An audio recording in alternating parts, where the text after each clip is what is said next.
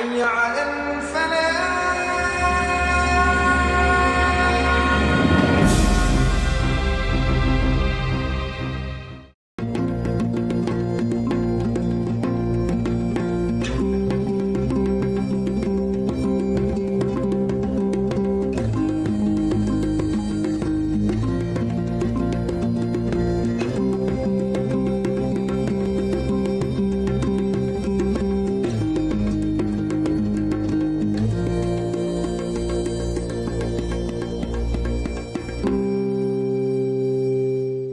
أعوذ بالله من الشيطان الرجيم. بسم الله الرحمن الرحيم. أقم الصلاة لدلوك الشمس إلى غسق الليل وقرآن الفجر إن قرآن الفجر كان مشهودا ومن الليل فتهجد به نافلة لك عسى أن يبعثك ربك مقاما محمودا وقل رب أدخلني مدخل صدق وأخرجني مخرج صدق واجعل لي من لدنك سلطانا نصيرا. Laksanakanlah sholat sejak matahari tergelincir sampai gelapnya malam, dan laksanakanlah pula sholat subuh. Sungguh sholat subuh itu disaksikan oleh para malaikat. Dan pada sebagian malam, lakukanlah sholat tahajud sebagai suatu ibadah. Tambahan bagimu, mudah-mudahan Tuhanmu mengangkatmu ke tempat yang terpuji. Dan katakanlah Muhammad, ya Tuhanku, masukkan aku ke tempat masuk yang benar, dan keluarkanlah pula aku ke tempat keluar yang benar. Dan berikanlah kepadaku dari sisimu kekuasaan yang dapat menolongku. Shadaqallahul azim. Assalamualaikum warahmatullahi wabarakatuh. Bismillahirrahmanirrahim. Alhamdulillahi rabbil alamin. Wal aqibatu lil muttaqin wala udwana illa 'alal zalimin. Allahumma shalli wa sallim ala sayyidina Muhammadin wa ala alihi wa sahbihi ajma'in. Amma ba'du. Sahabat muslim yang dirahmati Allah Subhanahu wa taala, kembali dalam program Charging Iman Yuk, duduk santai nambah pahala.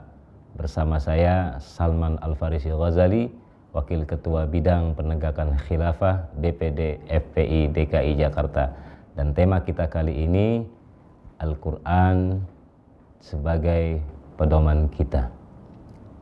Sahabat muslim yang dirahmati Allah Subhanahu wa ta'ala, ketika kita membuka Al-Quranul Karim, di dalam Al-Quran yaitu ayat kedua di surah kedua Al-Baqarah, Allah Subhanahu wa taala berfirman, faqala ta'ala dzalikal kitabu la raiba fihi hudal lil muttaqin, yang artinya itu Alkitab yaitu Al-Qur'anul Karim, la raiba fihi, sedikit pun tidak ada keraguan di dalamnya, hudan lil muttaqin, dan Al-Qur'an merupakan petunjuk bagi orang-orang yang bertakwa. Nah, dalam ayat ini Allah menyatakan secara tegas, yang pertama, la raiba fihi. Kata Allah, Al-Quran sedikit pun tidak ada keraguan di dalamnya. Lalu kemudian pertanyaannya, kenapa Allah menyatakan Al-Quran tidak ada sedikit pun keraguan di dalamnya?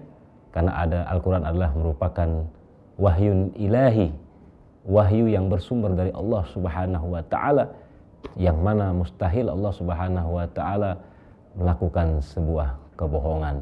Sehingga Allah sendiri menyatakan bahwa Al-Quran yang merupakan firman-Nya, yang merupakan kalamnya, tidak ada keraguan sedikit pun di dalamnya. Kemudian yang kedua, setelah Allah nyatakan bahwa Al-Quran tidak ada keraguan di dalamnya, Allah nyatakan secara tegas, Al-Quran merupakan hudan, petunjuk bagi hamba-hamba Allah yang bertakwa. Nah, di sini Allah menyatakan Al-Quran sebagai petunjuk, yaitu petunjuk bagi umat manusia, bukan hanya umat Islam, bahkan seluruh umat manusia.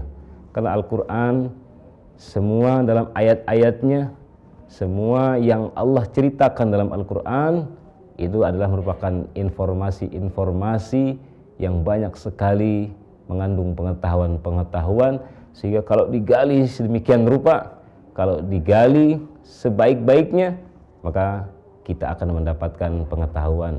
Dan pengetahuan itu bukan hanya, dan petunjuk itu bukan hanya didapatkan untuk kita di alam dunia saja, tapi juga petunjuk kita ketika kita berada di alam akhirat.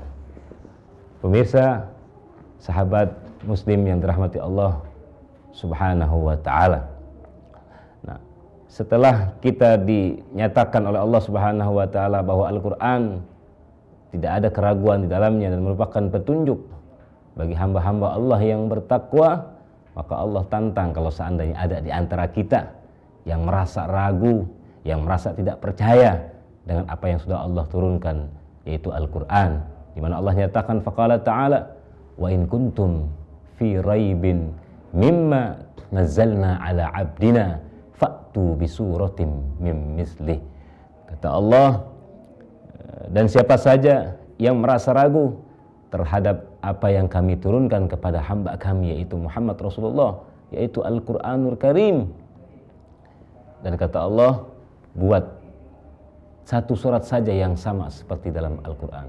Tidak sampai di situ, bahkan Allah memerintahkan kepada kita, wad'u syuhada'akum min dunillah, ajak seluruh para saksi-saksi, para ahli-ahli yang kalian anggap mampu untuk membuat satu surah saja yang sama seperti apa yang ada dalam Al-Quran, in kuntum shadiqin, jika kalian merasa sebagai hamba-hamba Allah yang benar. Nah, oleh karenanya sebagai seorang muslim yang mendapatkan nikmat besar, yaitu Al-Quranul Karim, sedikit pun jangan kita merasa ragu terhadap isi yang terkandung dalam Al-Quran. Dan yakinlah bahwa Al-Quran bisa memberikan petunjuk kepada kita, baik petunjuk dunia maupun petunjuk di akhirat. Satu pernyataan yang sungguh menyedihkan kepada kita semua, di mana pernah terjadi ada seorang pemimpin yang mengatakan bahwa Al-Quran atau salah satu ayat dalam Al-Quran itu membodohkan umat, menyalahkan umat, membuat bodoh umat, membohongi umat. Nah, ini adalah merupakan salah satu kesesatan, statement yang menyesatkan bagi umat Islam, dan tidak layak bagi seorang muslim mempercayai ucapan tersebut, karena bertentangan jelas seperti yang Allah katakan dalam Al-Quran, tidak ada sedikit pun keraguan di dalamnya. Sahabat muslim, jangan kemana-mana, kita rehat sejenak, tetap di Charging Iman yuk, duduk santai, nambah pahala.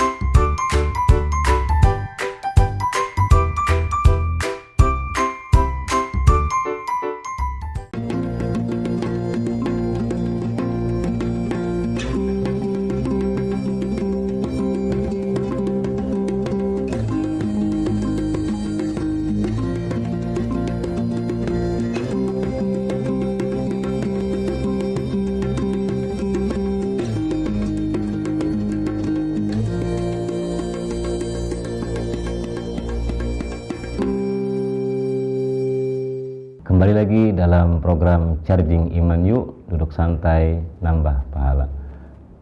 Sahabat muslim yang dirahmati Allah Subhanahu wa taala, kembali kita melanjutkan pembahasan kita setelah Allah menyatakan bahwa Al-Qur'an tidak ada keraguan di dalamnya dan Al-Qur'an merupakan petunjuk bagi orang-orang yang bertakwa. Dalam ayat lain ternyata Allah juga memberikan satu pernyataan yang luar biasa, di mana Allah berfirman dalam surah Thaha ayat kedua, faqala ta'ala ma anzalna 'alaikal qur'ana litashqa, yang artinya kata Allah, kami tidaklah turunkan Al-Qur'an kepada engkau hai Muhammad Rasulullah untuk mempersulit kehidupan kamu.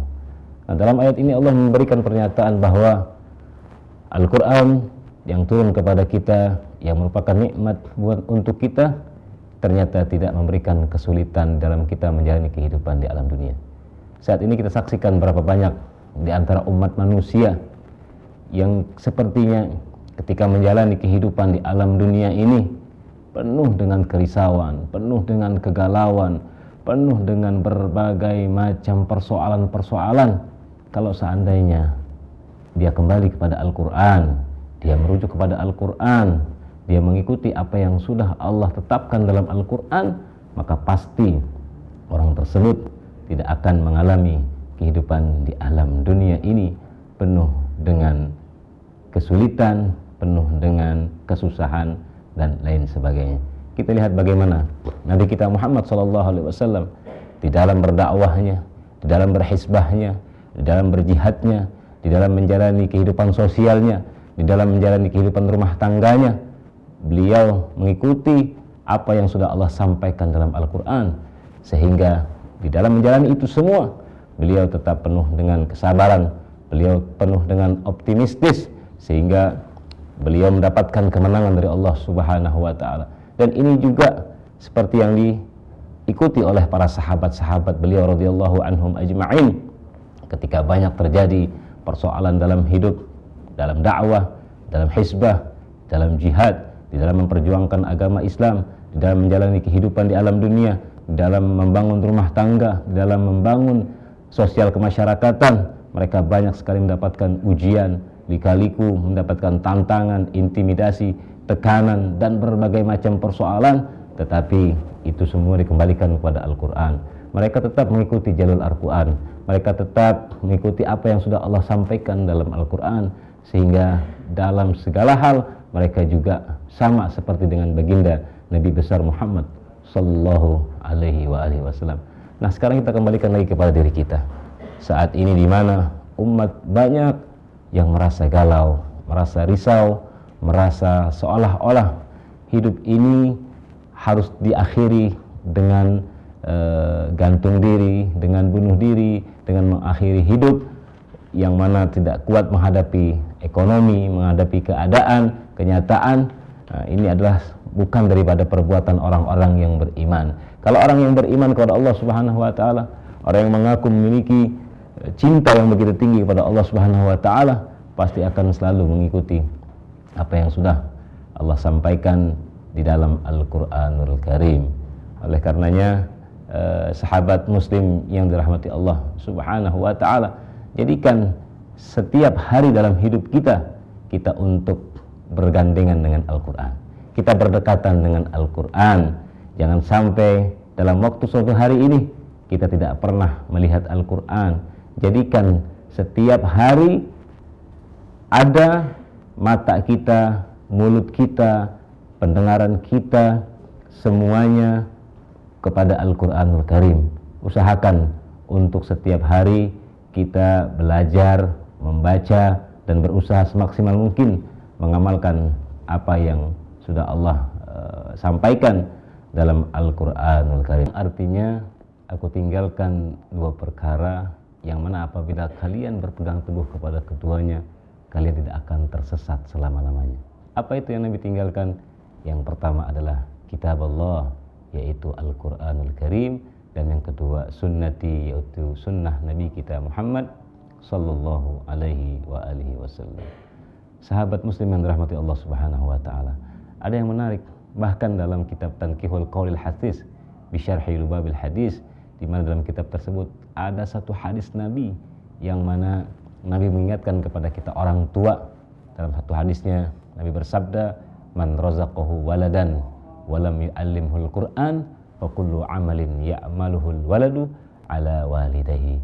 Yang artinya siapa saja, kata Nabi, di antara hamba-hamba Allah yang beriman kemudian diberikan rezeki, diberikan karunia berupa seorang anak, baik itu anak laki-laki maupun anak perempuan, tapi walam yu'allimhul Qur'an, tapi orang tuanya tidak mau mengajarkan Al-Qur'an, tidak mengajak anaknya ke tempat-tempat pendidikan Al-Quran, fakullu amalin, maka setiap amal perbuatan yang dilakukan oleh anak tersebut itu menjadi bagian kedua orang tuanya. Nah, dalam hadis ini Nabi memberikan pengajaran kepada orang tua agar mengajarkan kepada anaknya untuk dekat dengan Al-Quran, untuk selalu merajut hubungan dengan Al-Quran, supaya di kehidupan besarnya nanti, ketika menjalani rumah tangganya, ketika menjalani kehidupan masyarakatnya, anaknya tidak mendapatkan kesulitan, anaknya tidak mendapatkan kegalauan, anaknya selalu dalam keadaan mendapatkan nikmat, kebahagiaan, anugerah dari Allah Subhanahu wa taala. Betapa hebatnya Al-Qur'anul Karim yang merupakan nikmat yang Allah berikan kepada kita, sebagaimana dikatakan oleh Sayyidina Ali bin Abi Thalib radhiyallahu anhu, ada 6 kenikmatan terbesar yang Allah berikan kepada kita, di antaranya adalah Al-Qur'anul Karim. Oleh karenanya Al-Qur'an yang merupakan nikmat, yang merupakan petunjuk yang sudah Allah berikan jaminan kepada kita, tidak ada keraguan di dalamnya dan tidak akan mempersulit kehidupan kita. Oleh karenanya kita harus lalu merajut berdekatan dengan Al-Quran. Jadikan setiap hari dalam hidup kita membaca Al-Quran. Usahakan minimal 1 juz dalam 1 hari kita bagi dalam waktu yang sangat luar biasa, yang kita bisa manfaatkan dengan sebaik-baiknya, agar jangan sampai nanti kita diminta pertanggungjawaban oleh Allah Subhanahu wa taala. Nabi perintahkan dalam satu hadisnya, Iqra'ul Qur'an fa innahu ya'ti yaumal qiyamati syafi'an li ashabi. Bacalah Al-Quran, karena Al-Quran di hari kiamat akan datang sebagai syafi', sebagai pemberi syafaat, sebagai pemberi pertolongan kepada orang yang membacanya. Sahabat muslim yang dirahmati Allah Subhanahu wa taala, kita rehat sejenak, jangan kemana-mana. Dalam program Charging Iman Yuk, duduk santai, nambah pahala.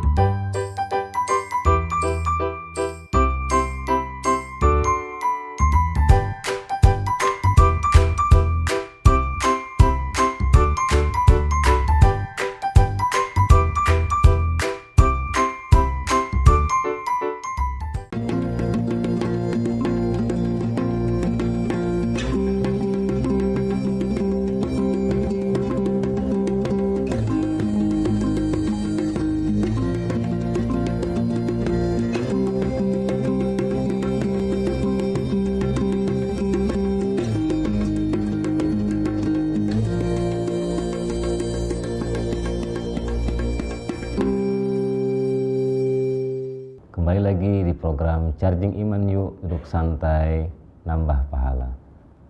Sahabat muslim yang dirahmati Allah Subhanahu wa taala, kembali kita lanjutkan pembahasan kita.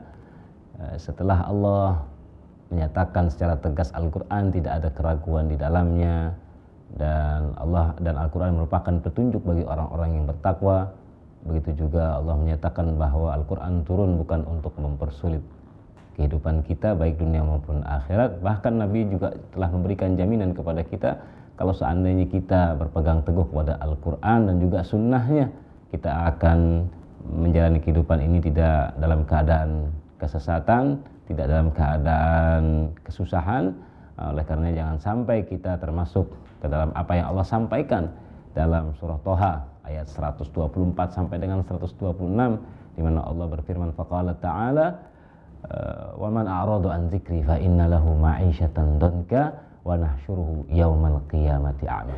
Yang artinya kata Allah, siapa saja di antara hamba-hambaku yang beriman kemudian dia berpaling daripada mengingat aku, yaitu Al-Qur'an Karim, tidak mau menjadikan Al-Qur'an sebagai pedomannya, tidak mau menjadikan Al-Qur'an sebagai imamnya, tidak mau menjadikan Al-Qur'an sebagai tuntutannya, kata Allah, fa innalahu ma'isyatan danka, maka hambaku tersebut ketika menjalani kehidupan di alam dunia dalam keadaan penuh dengan kesulitan. Tidak sampai di situ, bahkan Allah menyatakan wa nahsyuruhu yaumal qiyamati a'ma, kata Allah, kami nanti akan kumpulkan hambaku tersebut yang di alam dunia berpaling dengan Al-Qur'an dalam keadaan buta.